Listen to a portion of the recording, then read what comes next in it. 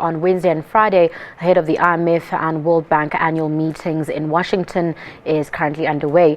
Now, the CEO initiative formed in January in response to concerns about a downgrade of South Africa's rating to junk status, recently launched its 1.5 billion rand small and medium enterprise fund. It has also made progress on other work streams, including a plan to put 1 million unemployed youngsters in internships over a 3-year period and investments in sectors that can create jobs on a significant scale. For more on this, we are now joined live by our correspondent, Sherwin Bryce-Pease. Well, a very warm welcome to New York. The South Africa Tomorrow Investor Conference still underway. 2 days of engaging with possible foreign direct investors. A team led by Finance Minister Pravin Gordhan. The Reserve Bank Governor is here. We are also represented, South Africa that is, by Labour. And I am now joined by the General Secretary of the Federation of the Unions of South Africa, Dennis George. Dennis, good to see you. Welcome to SABC News. What's your sense of what has happened here in New York over the last 2 days? Yeah, look, yesterday was quite an important part because we spoke to the group as a whole.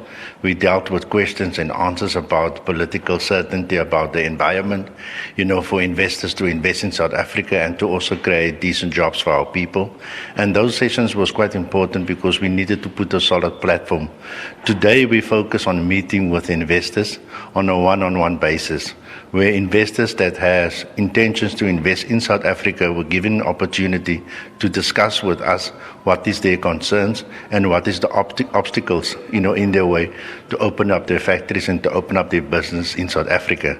And that was quite an important session because we've met with investors in the area where they want to look at, clean energy. In the PV industry, where we can generate electricity in the Northern Cape, for instance, in a place like Kathu, where we're looking to open up a new installation for electricity generation.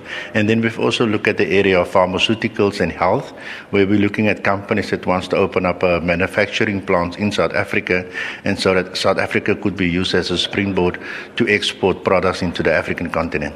You've often in the past talked about the need to convert investment ideas into practical projects. I mean, you've mentioned a few areas, a few sectors that you've been engaging on. Can we then expect as South Africans that we are going to see some deals on the table as a result of this conference here in New York? Yes, no, these deals are on the table. We need to remove the obstacles to speed up the process of implementation. Funding has already been approved, and what we have discussed with the investors, for instance, in another important area is in the area of filmmaking and also television shooting, because South Africa has a lot of stories to tell, and that will open up opportunities in the film industry for young people working behind the camera and people working in front of the camera, so that we can create jobs to the film industry, and that is where trade and industry should also play an important role. You mentioned this concern around, or certainly discussing the notion of political uncertainty in South Africa. Is that something that has come up in relation to the Hawks investigation into Finance Minister Pravin Gordhan? Has that been part of the discussion here? Yeah, look, what people are asking us, because from time to time there's people that raise these kind of questions in terms of where is this investigation currently now. Our position is quite clear. The finance minister must be left alone to do his work.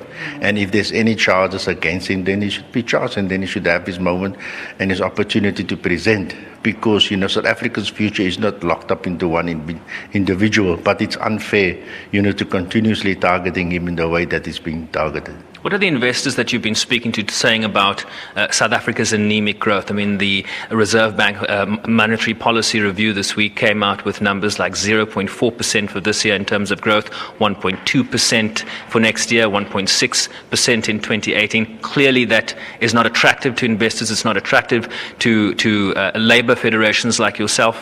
What's the conversation been around that? Look, our position as Fiducia is that we say the growth that there is positive. It's not a negative growth. So therefore, if it's 1%, what we believe from 1% we must build to 2%, and from 2% we must go to 3%. And what we must also do is to get the ingredients that is going to strengthen inclusive growth. And then secondly, what we must also do is for the social partners, business, government and labor, to work together to remove the obstacles that prevent growth from going higher. And that is something that we can do practically.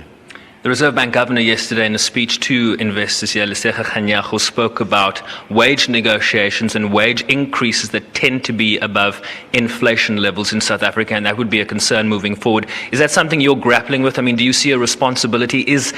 Are wage increases that are above inflation something the South African economy can afford today? Yeah, look, as long as wages is linked to productivity improvements, as long as we see that the productivity of companies are going up, then it means that the share of the cake must be spread amongst the workers.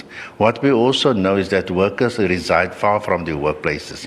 And South Africa doesn't have a proper public transport system, and therefore people are dependent on minibus taxis and on other transports to travel to work, and therefore they will find they spend more money on transport. A domestic worker that must travel from Khayelitsha to Sea Point in Cape Town, they tend to spend a lot of money on transport, but they also spend a lot of time on transport. So for us, the issue of the wage increases is not the biggest concern, because it also helps to stimulate domestic consumption. Dennis George, always good to see you. Thanks very much indeed. Thank you very much. Dennis George chatting to us here at the South Africa Tomorrow Investor Conference. Of course, he's the General Secretary of the Federation of Unions of South Africa, also known as FEDUSA. It's back to you in Johannesburg.